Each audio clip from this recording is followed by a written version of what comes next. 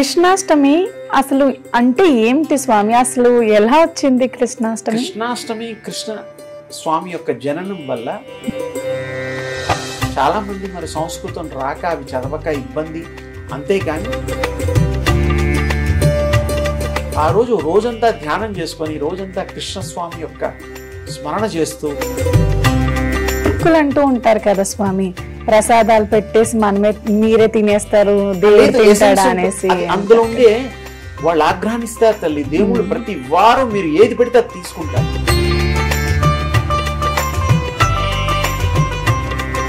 ఎవరు పిలిస్తే వాళ్ళ హృదయంలో అలా వచ్చి కూర్చుంటాడు. పిలవడమే ఆలస్యం. కృష్ణయ్య గొప్పతనం 4 మాటల్లో చెప్పండి స్వామి. రోజు ఆయిందే, ప్రతి రోజు ప్రతి నిమిషము పండగే. కొంత శక్తి అన్నా మనం సంపాదించవచ్చు ఏకాగ్రత వలన కృష్ణాష్టమిలో. కృష్ణం వందే జగద్గురు. అనంత భక్తి సనాతన ధర్మ ఛానల్కి స్వాగతం. ఈరోజు మనతో పాటు స్టూడియోలో ఉన్నారు దివ్య విశ్వ శక్తి పరివార్ ప్రచార్ స్థాపకులు శ్రీ శ్రీ శ్రీ స్వామి ఓం స్వరూప్ స్వామీజీ. నమస్కారం స్వామి. శుభమస్తు. ఎలా ఉన్నారు స్వామి? బాగున్నాను. కృష్ణాష్టమి అసలు అంటే ఏంటి స్వామి? అసలు ఎలా వచ్చింది కృష్ణాష్టమి? కృష్ణాష్టమి కృష్ణ స్వామి యొక్క జననం వల్ల వారు అష్టమి రోజు పుట్టడం జరిగింది. వారు ఈ యొక్క కలియుగానికి ముందర జన్మించిన వారు. వారు 126 సంవత్సరాల 7 నెలల 8.5 రోజులు వారు ఈ యొక్క దేహాన్ని ప్రకాశవంతంగా ఉంచగలిగారు, అంటే జీవించారు. ఆయన గురించి నేను మీకు చెప్పే మాటలు కానీ ఇవన్నీ కూడా మరి కృష్ణ జన్మ పత్రిక కానీ మహాభారతంలో కానీ ఇవి చెప్పబడింది. చాలామంది మరి సంస్కృతం రాక అవి చదవక ఇబ్బంది. అంతేకాని ఈ మధ్య సంస్కృతాన్ని కూడా ఇంగ్లీష్లో ట్రాన్స్లేషన్స్ కూడా కొన్ని మాధ్యమాల్లో ఉన్నాయి. కానీ సత్యం ఏమిటంటే ఆయన 126 సంవత్సరాల 7 నెలల 8.5 రోజులు మిడ్ నైట్ పుట్టింది. 12 గంటలకి వారు అభిజిత్ ముహూర్తంలో వారు పుట్టారు. వారి నిర్ణయం కూడా జరిగింది ఉంది. అది కొంతమంది కాంట్రవర్సీ ఉంది. అది మనం ఈ పండగగా జరుపుకుందాం కాబట్టి అది ఇంకో రోజు ఎప్పుడైనా నేను మాట్లాడి ఆ డీటెయిల్స్ కూడా చెప్తాను.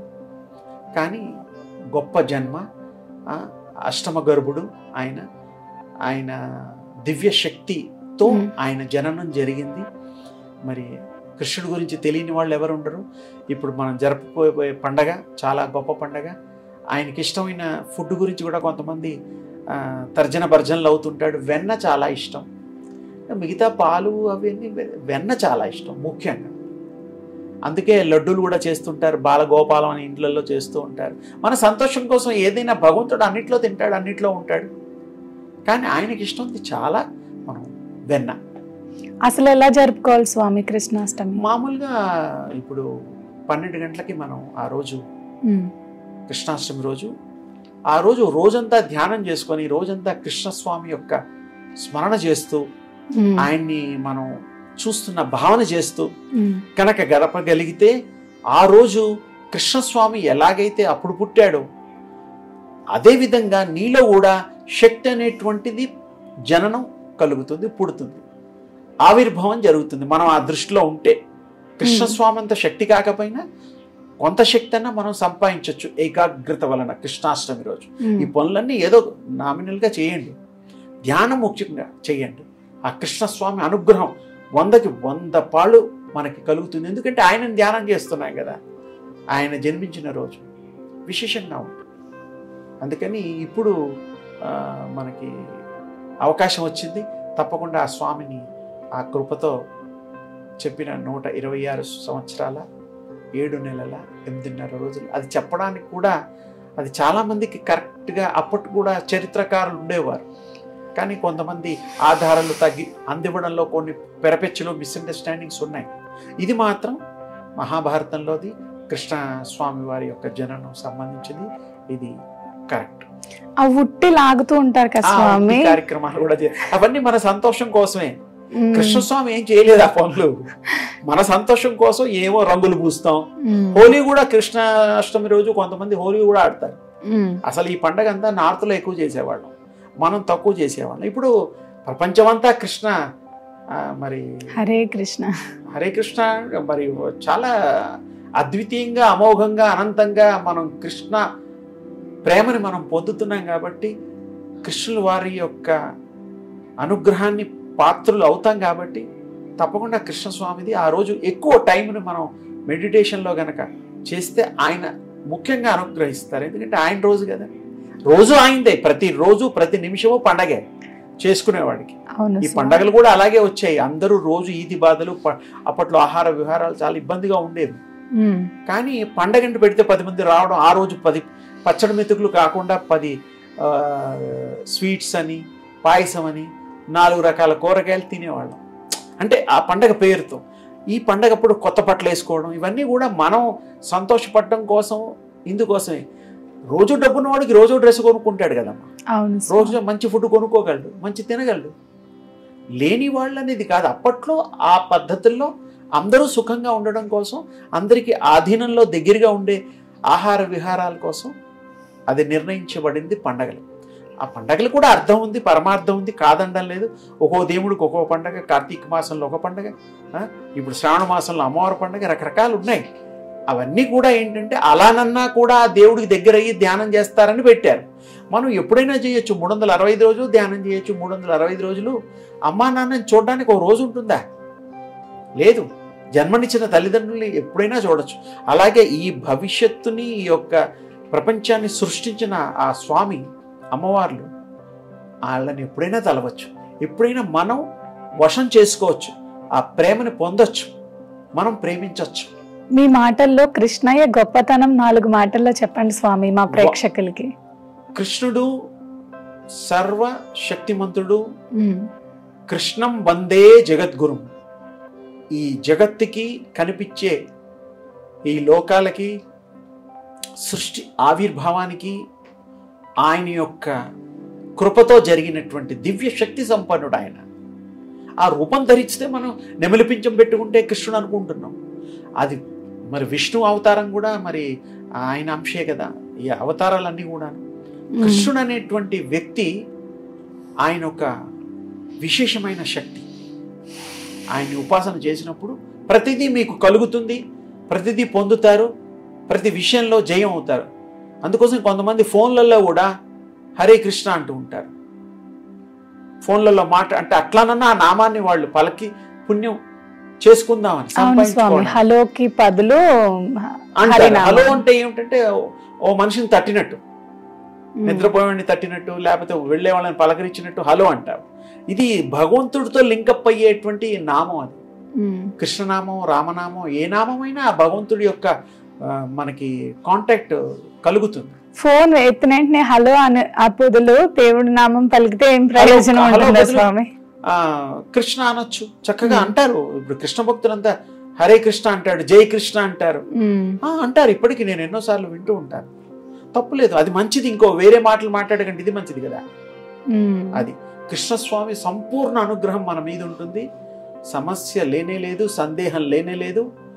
వారు ఎవరు పిలిస్తే వాళ్ళ హృదయంలో అలా వచ్చి కూర్చుంటాడు. పిలవడమే ఆలస్యం. ఇప్పుడు మీరు ఇళ్లలో ఎవరన్నా చుట్టాలను పిలుస్తారు, ఫ్రెండ్స్ని పిలుస్తారు, ఏం చేస్తారు? నించోబెడతారా? కూర్చోమంటాం, చైర్ చూపిస్తాం, వాళ్ళకి ఆహారాలు, ఏదైనా స్నాక్స్ ఏదో ఇస్తాం. ఎందుకు? సంతృప్తి పరుస్తాం. అలాగే భగవంతుడిని కూడా మన హృదయంలో ఆహ్వానించండి. ఆయన ఏం అడగడు, మన ఫ్రెండ్స్ అడిగినట్టు, చుట్టాలు అడిగినట్టు అడగడు. నీ మనస్సు నాకు ఇవ్వవయ్యా అంటాడు, అంతే. నీ హృదయాన్ని నాకు సమర్పించు, సర్వం నేను చూసుకుంటా అంటాడు. చూసుకుంటాడు. నమ్మకంగా ఉండేవాళ్ళు, ఎలాగైతే ఓనర్స్ దగ్గర పని వాళ్ళు ఉంటారు, ఆయన్ని నమ్ముకొని పనులు చేస్తూ ఉంటే ఓనర్ బాధ్యత కూడా ఏంటి, ఏదైనా అవసరాలు ఉంటే పని వాళ్ళకి అడ్వాన్స్లు ఇవ్వాలి. ఇస్తారు. ఎందుకు? మరి వాళ్ళు చూడకపోతే వేరే కంపెనీకి వెళ్ళిపోతారు, వేరే వాళ్ళ దగ్గర ఉద్యోగాలకు వెళ్ళిపోతారు. ఎందుకు? మనం మంచిగా చూస్తేనే మన దగ్గర నలుగురు ఉంటారు 4 రోజులు. అలాగే ఇది కూడాను మనం దేనికైనా పోల్చొచ్చు. పోల్చడానికి ఎన్నో ఉంటాయి. భగవంతుడు మనకి ఇష్టుడు, మన తండ్రి, మనని సృష్టించిన సృష్టికర్త, ఆత్మ సృష్టికర్త. తల్లిదండ్రులు ఈ శరీరాన్ని ఇస్తే ఆయన ఆత్మనిచ్చాడు. అందుకని ఈ తల్లిదండ్రులకి, ఆ తండ్రికి, జగన్నాథుడికి తేడాలు అవి. కృష్ణుడు చాలా గొప్పవాడు. ఆ కృష్ణ బీజాక్షరాలు కూడా ఉన్నాయి. కృష్ణ వశం చేసుకోవడానికి, కృష్ణుడిని మరి ఆరాధించడానికి. ఏమిటి స్వామి అంటే అందరికీ తెలిసింది కాబట్టి చెప్తున్నాను, లేకపోతే బీజాక్షరాలు చెప్పకూడదు. క్లీన్, ఆ ఒక్క పదం చాలు. కృష్ణుడు ఇష్టంగా వచ్చి మీ హృదయంలో కూర్చుంటాడు. క్లీన్, అంతే. ఇంకా పక్కన ఇంకే అక్షరాలు, ఏకబీజమే బ్రహ్మాండంగా. అది ఉపాసన నేను చేసి మీకు చెప్తున్నాను. ఆ కృష్ణస్వామి దర్శనాలు కూడా అవుతాయి. ఏ దేవుడి దర్శనాలు కూడా వారి వారి యొక్క మూల మంత్రాలు, బీజాక్షరాలు ఉంటాయి. గురుముఖత రావాలి. ఇది ఏమో అందరికీ తెలుసు కాబట్టి చాలా వరకు అని చెప్పడం, దాన్ని సాహసించి చెప్పాను. చెప్పకూడదు, ఎందుకంటే గురుముఖతానే చెయ్యాలనేటువంటి శాస్త్రం అది. సరే, అసలైన భక్తి అంటే ఏమిటి స్వామి? భక్తి అంటే నమ్మకము. ఏ దేవుణ్ణైనా సరే భక్తితో పూజించడానికి, నమ్మకంతో పూజించడానికి, విశ్వాసంతో పూజించడానికి వీలు కలిగేది అదే భక్తి. భక్తి అంటే మీరు సరెండర్ అయిపోవడమే. మీరు ఉండరు ఇంకప్పుడు, మీరు ఎలోన్. ఇప్పుడు ఆ స్వామికి సరెండర్ అయిపోయిన తర్వాత మీరే స్వామి అయిపోతారు, మీరే తల్లి అయిపోతారు. టోటల్ సరెండరెన్స్ అంటాం దాన్ని, శరణాగతి. అందుకని మీరు భక్తి అనే పదానికి ఎవరెవరు ఏ విధంగా తీసుకున్న, పూజ చేసి గంట కొట్టేసి అగరొత్తులు ఇచ్చేసి ప్రసాదాలు పెడితే కూడా అది కూడా భక్తితో చేసేదే, ఇష్టంతో. భక్తి అంటే అక్కడ ఇష్టము. మా దేవుడు తింటాడంటే తింటాడు, ఆగ్రహిస్తాడు, అట్లా స్మెల్ చేస్తాడు. ఎన్ని ప్రసాదాలు పెట్టినా ఇట్లా స్మెల్ చేసేస్తాడు. అంటే ఆయన స్వీకరిస్తాడు, ఎనర్జీని స్వీకరిస్తాడు, ఎసెన్స్ని తీసుకుంటాడు. గుళ్ళల్లో కూడా తలుపులు వేసేసి ముందర లోపటన్ని పదార్థాలన్నీ పెట్టి తలుపులు వేసి బయట ఉంటారు. అప్పుడు ఆ స్వామిది అయిన తర్వాత, కాసేపు అయిన తర్వాత తీసుకొచ్చి అవి అందరికీ వితరణ చేస్తారు. అంతేగాని ఇలా మనం ఇళ్లలో చూపేసేసి అందంలో కలిపి తినేయడం అలా ఉండదు గుళ్ళల్లో. మనం ఇంట్లో కూడా చేయొచ్చు. తలుపులు లేని వాళ్ళు కర్టెన్ పెట్టుకోండి, కర్టెన్ వేసేసి కాసేపు ఉండండి. వారు ఏ దేవుడైనా స్వీకరిస్తాడు, దేవత అయినా స్వీకరిస్తుంది. అప్పుడు ఆ ప్రసాదంలో రుచి వస్తుంది. అవును స్వామి. మామూలుగా చేసిన దాంట్లో రుచి పచ్చి ఉండదు. భగవంతుడు ప్రసాదంలో రుచి ఉంటుంది, అమోఘంగా ఉంటుంది. తెలియని అది ఒక ఆనందం. అందుకోసమే తిరుపతి లడ్డు ఇంత ఫేమస్ అయింది. మరి తిరుపతి లడ్డు ప్రతి వారు బ్లాక్ లో కూడా కొన్న రోజులు ఉన్నాయి. తిరుపతి లడ్డు ఈ సైజ్ ఉండేది అప్పుడు, ఇప్పుడు తగ్గిపోయింది. డబ్బులు కూడా ఏదో తగ్గించారట, తెలీదు. అన్ని కొన్ని మార్పులు చేర్పులు జరిగాయి. కానీ లడ్డు కానీ, ప్రసాదాలు కానీ, చక్కెర పొంగల్ కానీ, దేవుడు ఏ ప్రసాదం అయినా భగవంతుడికి అర్పణ చేసిన తర్వాత మనం స్వీకరిస్తే. మూర్ఖులు అంటూ ఉంటారు కదా స్వామి, ప్రసాదాలు పెట్టేసి మీరే తినేస్తారు, దేవుడు తింటాడా అనేసి. అందులో ఉండే వాళ్ళు ఆగ్రహిస్తారు తల్లి. దేవుడు ప్రతి వారం మీరు ఏది పెడితే అది తీసుకుంటారు, ఖచ్చితం. ఇందులో అనుమానం లేదు. వారు తీసుకున్న తర్వాతే మీరు ప్రసాదం మీకు తీసుకుంటారు. అక్కడ కళ్ళ ముందు ప్రత్యక్షమై తీసుకోవాల్సిన అవసరం ఉందా? అలా మనలాగా మానవులే, ఆయన దేవుడు కదా. మీకు కనబడి తినేటట్టు కూడా కనబడతాడు. ఎప్పుడు మీరు ఆ స్థాయికి చెయ్యండి. అవును స్వామి. మీకు ఆ యోగం ఉంటే తప్పకుండా ధ్యానం చేసి ఆ స్థితి పొందినప్పుడు భగవంతుడు మీకే కనబడతాడు. ఎవరైతే కావాలనుకుంటారో, కోరిక కోరుతారో వాళ్ళకే కనబడతాడు. అందరికీ చూపించంటే అలా ఎలా కుదురుతుంది? అందరికీ చూపించేది అది కాదు. వేషం వేసిన వాళ్ళు అందరికీ చూపించాడు. ఆ వేషం వేసిన వాడు కృష్ణస్వామిది కానీ, ఇంకా రాముడు కానీ వాళ్ళు నిజమైన స్వాములు కాదు కదా. నటన వేరు, నిజము వేరు. ఇది సాక్షాత్ స్వామివారు ఆయన. అందుకని స్వామి వాళ్ళు తీసుకుంటారు ప్రసాదాలు, 100% తీసుకుంటారు. వారికి ఏది పెట్టినా స్వీకరిస్తాడు. కానీ మీ మనస్సుతో పెట్టాలి. ఆయనకి ఇష్టం ఉండేటట్టు వంటలు అవన్నీ అన్నీ ఇష్టమే ఆయనకి. మీరు కూడా ఇష్టమే. ఆయన ఇష్టం కాంది ఏదీ లేదు ప్రపంచంలో. ప్రతిదీ పిపీల కాది బ్రహ్మ పర్యంతము అన్నీ ఆయన సృష్టి. మీరేదో పూలు కొని పెట్టడం, పళ్ళు కొని పెట్టడం, ఆయన సృష్టించి ఆయన మనకు అవకాశం ఇచ్చి మీరు బతకడానికి ఇచ్చినవి మనం పెట్టేసి ఆనందపడి నేను పెడుతున్నాను, నేను టెంకాయ కొడుతున్నాను, నేనేదో పూల దండలు వేస్తున్నాను, ఏమో పాపం అమాయకంగా. అన్నీ ఆయనవే కదా. ఆయనది కాంది ఏదన్నా ఉంటే మీరు పెట్టు, ఏదీ లేదు. ఆత్మ కూడా ఆయన సృష్టి. అందుకని ఆత్మని పువ్వుల బదులు కుసుమంగా పెట్టండి, తప్పులేదు. ఆయన స్వీకరిస్తాడు. ఆయనకి అన్నీ తెలుసు కదా. అబద్ధాలు ఆడినే తెలుస్తాం. ఇప్పుడు ఏం చేస్తాం? మీకు నేను అబద్ధం ఆడాను, నా మనసుకు తెలుసు, మీకు తెలుసు అబద్ధం ఆడుతున్నట్టు. కానీ మీరేంటి, ఎందుకులే పెద్ద ఆయన ఎందుకు బాధపడతారని మీరు చెప్పేది కరెక్టేనంటారు. అది బలవంతంగా ఒప్పుకోవడం. కానీ అబద్ధానికి ఉంటుంది కదా, అబద్ధం అని తెలుస్తుంది కదా, నాకు కూడా తెలుస్తుంది ఆ మనసుకి, కానీ నేను చెప్పడమే తప్పు. అబద్ధం చెప్తే ఎలాంటి పరిణామాలు ఉంటాయి స్వామి? చెడు పరిణామాలు జరుగుతాయి, మనుషుల వాల్యూలు పోతాయి. ఒకసారి ఎప్పుడన్నా సక్సెస్ఫుల్ గా అబద్ధం నిజం అయిపోతుందేమో ఎప్పుడన్నా ఒకసారి, కానీ చాలా వరకు అబద్ధం ఆడితేనే ఇప్పుడు తెలిసిపోతాను. అసలు ఎవడు పట్టించుకోవడం లేదు. ఎందుకు మనకి, వాడు బాధవాడు పడతాడు పోని. ఒకప్పుడు అబద్ధం ఆడితే పంచాయతీ పెట్టేవారు, వీడు అబద్ధం ఆడని ప్రూవ్ చేసి వాడిని షేమ్ చేసేవారు ఊళ్ళల్లో. ఇప్పుడు ఎవరు చేస్తున్నారు? ఎవరు లేదు. అబద్ధాలు ఆడకూడదు, అబద్ధాలు ఆడడం వల్ల మనకి నష్టం కలుగుతుంది, అబద్ధాలు అలవాటు అయిపోతాయి, సత్యం అనేది తెలియదు. సత్యంలో ధర్మంలో శక్తి ఉంటుంది, అదే భగవంతుడి శక్తి. ఆ పదం అన్నాడంటే కొంతమంది అంటారు నువ్వు అదైపో ఇదైపో అని, అయిపోతారు. వీడు శుద్ధంగా ఉండి శుద్ధాత్మతో అంటే అయిపోతారు, వాక్శుద్ధితో అంటే అయిపోతారు. ఒకప్పుడు ఋషులు ఇట్లా తీర్థం తీసుకొని ఇలా చల్లేవాడు, పక్షి వైపో సింహం అయిపో ఏమైపోవన్నా అయిపోతారు. అలా శాపాలు పెట్టేవారు ఒకప్పుడు. కమండంలో నుంచి నీళ్లు తీసుకొని చల్లేవాడు. ఇప్పుడు ఎవరు చల్లుతారు? ఎవరు చల్లు? అసలు కమండంలో అంటే ఎంతమందికి తెలుసు? పూజలు ఇంకా పర్వాలేదు తెలుస్తున్నాయి, ఈ పూజలు ఎక్కువగా చేసుకొని ఇలా ఉంటారు కదా స్వామి, ఇలా పట్టుకోవడానికి ఉంటుంది నాన్న, బాగుంటుంది. దాంట్లో రావడం, దానికి ఒక చరిత్ర ఉంది. తర్వాత దండ ఉంటుంది ఈ చంక కింద పెట్టుకోవడానికి, దానికి ఒక నర్వ్ ఉంటుంది. ఆ నర్వ్ వల్ల ప్రెషర్ వల్ల కాన్సన్ట్రేషన్ వచ్చే పద్ధతులు కూడా ఉంటాయి. కొంతమంది 2 దండాలు పెట్టుకుంటారు 2 చేతుల కింద, చాలా మంది ఫోటోల్లో ఒకటే చూస్తూ ఉంటారు. 2 కూడా ఉంటాయి. ఆ నర్వస్ సిస్టమ్ కి సంబంధించిన ఆ పాయింట్ ఉంటుంది అక్కడ. అంతేగాని కూర్చోలేక ఇలా పడిపోయే వాళ్ళని మనం సపోర్ట్ ఇచ్చినట్టు కాదు. దానికి ఒక క్రియ ఉన్నది, దానికి ఒక అర్థము పరమార్థం ఉన్నది. అందుకని మనం ఉన్న టైంని మంచిగా ప్లాన్ చేసుకోవడం, మంచి ఆరాధన చేసుకోవడం, మనం ఏమిటో తెలుసుకోవడం, ఆ తెలుసుకొని ఈ ఉన్న కాస్త టైంని సంతోషంగా మనం ఉంటూ ఇతరులు కూడా ఉంచుతూ ఆ భగవంతుడిని ధ్యానం చేస్తూ మనం కూడా చివరికి భగవంతుడుగా మారడం కోసమే ఈ యొక్క శక్త్యోపాసన, తర్వాత సూర్యోపాసన చేస్తే ఏం కష్టం లేదు, రూపాయి ఖర్చు లేదు. రోజు కాసేపు చేయగలిగితే ఎనర్జీ, ఇందాక కూడా చెప్పాను మీకు, సెల్ ఫోన్ని మనం ఛార్జింగ్ చేసుకునే పద్ధతి ఒక రోజు ఎలాగో ఇది రోజేమిటి మీరు జీవితకాలం కూడా చేసుకోవచ్చు. నామంతో చేయొచ్చు, ఆ స్వామి ప్రేయర్స్తో చేయొచ్చు.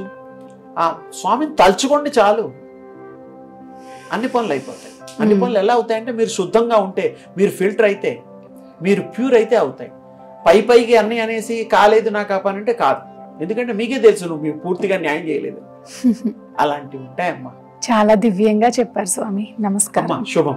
మరిన్ని వీడియోల కోసం మా అనంత భక్తి సనాతన ధర్మ ఛానల్ ని సబ్స్క్రైబ్ చేసుకోండి. మీ ఫ్రెండ్స్ అండ్ ఫ్యామిలీ మెంబర్స్ కి వీడియోని తప్పకుండా షేర్ చేయండి.